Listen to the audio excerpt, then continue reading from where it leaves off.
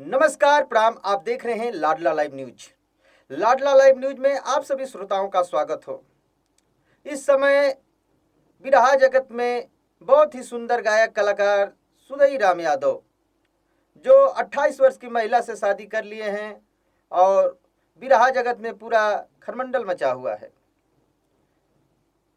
बताया जा रहा है कि 60 वर्ष के सुदई यादव 28 वर्ष के असरफी देवी से शादी कर लिए हैं। वीडियो में वायरल हो रहा है कि कोई मंदिर के सामने माला पहना रहे हैं। वो मंदिर कोई थाना पुलिस चौकी दिखाई दे रही है और बताया जा रहा है कि कुछ जमीन के चलते उन्होंने शादी कर ली है। जटाशंकर यादव की लड़की असरफी देवी, उनका जटाशंकर यादव ने इनको जमीन लिखे थे और उसी जमीन के चलते क्या मैटर था नहीं था, उसी मैटर के चलते सुदई राम यादव ने अपना शादी असरफी देवी से कर लिया। माला पहनाते हुए थाने में मंदिर के सामने दिखाई दे रहा है। और अभी अभी एक न्यूज के माध्यम एक चैनल पर देखा हमने, पीजी न्यूज, जिस पर बता रहे हैं सुदई राम यादव कि ये सब झूठा है।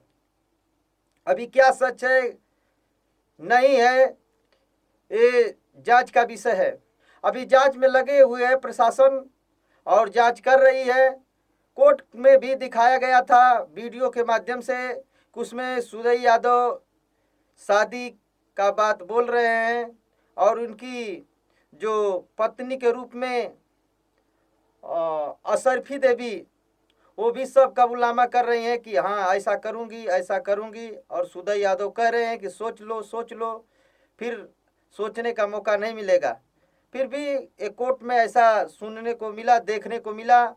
अब क्या कर रहे हैं सुदई राम यादव, पहले कुछ बयान अलग दे रहे हैं, पहले कुछ और दिए थे, अभी दूसरा कह रहे हैं उनकी ज़मीन वापस हो जाएगी, सब मैटर ख़त्म हो जाएगा, मामला वो ज़मीन का था, ज़मीन उनकी दे दी जाएगी। मीडिया वालों ने पूछा कि ऐसा हो सकता है ज़मीन वापस हो जाएगी और असरफी देवी को भी वापस कर देंगे?